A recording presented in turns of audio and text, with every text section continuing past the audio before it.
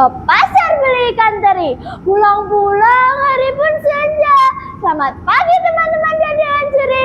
Izinkan saya mulai bercerita. Assalamualaikum warahmatullahi wabarakatuh. Saya akan bertutur dengan judul Legenda Sunan Lawu, karya Daniel Agus Marianto dan Lustianing Rahajati.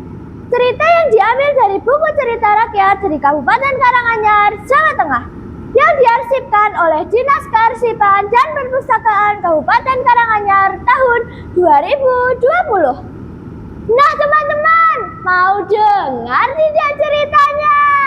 Simak baik-baik ya. Alkisah. Di sebelah timur Kabupaten Karanganyar terdapat sebuah gunung yang menjulang tinggi. Dari kejauhan, gunung itu tampak tenang, penuh wibawa dan terkesan mistis. Gunung itu bernama Gunung Lawu. Sampai saat ini, pada malam 1 Syuro, Gunung Lawu sangat ramai dikunjungi para peziarah. Mereka datang dengan berbagai tujuan. Ada yang sekedar berekreasi, menyalurkan hobi naik gunung, dan ada pula yang meminta pertolongan kepada roh penghuni gunung yang disebut Sunan Lawu. Lalu, siapakah Sunan Lawu itu? Inilah legendanya. Legenda Sunan Lawu tidak bisa dipisahkan dari sejarah kehidupan raja terakhir Majapahit, Raja Brawijaya V. Dikisahkan pada saat itu, Raja Brawijaya V sedang gundah. Baginda bersedih tidak hanya memikirkan nasib kerajaan Majapahit yang sudah diambang kehancuran, tetapi juga karena datangnya berita yang sangat mengejutkan. Benarkah berita yang aku dengar ini, Pak Mandapati, bahwa putraku Patah telah dinobatkan sebagai Sultan di Demak? Tanya Raja Majapahit itu. Demikianlah berita yang sudah berhasil didapat oleh para prajurit Telik Sandi, Gusti Prabu, jawab sang patih. Tidak lama kemudian datang seorang prajurit yang membawa berita bahwa Raden Patah yang didukung oleh para wali dan prajuritnya sedang dalam perjalanan menuju Majapahit. Mendengar berita itu, Prabu Brawijaya V menjadi terdiam untuk beberapa saat lamanya. Prabu Brawijaya V dengan kepala tertunduk bergegas memasuki sanggar pemujaan. Selagi Prabu Brawijaya V bersemedi, para senopati membuat keputusan sendiri.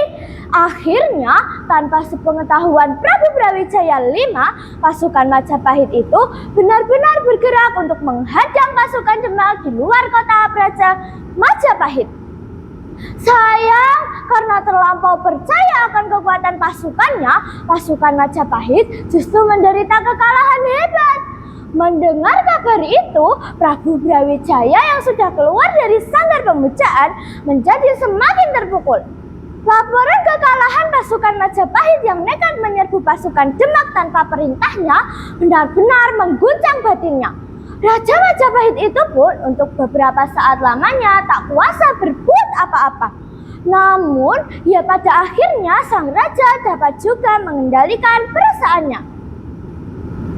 Anakku, zaman sudah berganti, wahyu kerajaan sudah beralih ke barat, relakan hatimu. Prabu Brawijaya V pun terhibur hatinya mengingat pesan para leluhurnya itu. Akhirnya Prabu Brawijaya membuat keputusan yang mengejutkan istana. Prabu Brawijaya memutuskan untuk meninggalkan kerajaan. Dengan tekad bulat dan hanya diikuti oleh sebagian pengikut setianya, Prabu Brawijaya akhirnya bergegas meninggalkan kerajaan dan menuju barat.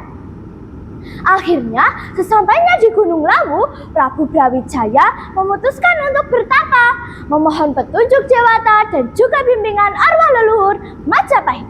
Keanehan pun terjadi. Setelah sekian lama bertapa, Prabu Brawijaya lenyap beserta raganya di puncak Gunung Lawu. Sayup-sayup, para pengikutnya masih mendengar suara yang begitu dikenalnya. Tak usah kalian tunggu aku lagi. tubuh dan rohku telah menyatu dengan gunung ini. Maka panggillah aku Sunan Lawu, dan aku akan menolongmu. Sejak itu, Prabu Brawijaya V kemudian dikenal sebagai Sunan Lawu. Baginda kini tak lagi memerintah rakyat Majapahit, tetapi rakyat bangsa Jin yang mendiami kawasan Gunung Lawu dan sekitarnya. Itulah sebabnya masih banyak orang berziarah ke Gunung Lawu, karena Sang Prabu masih besar kuasanya.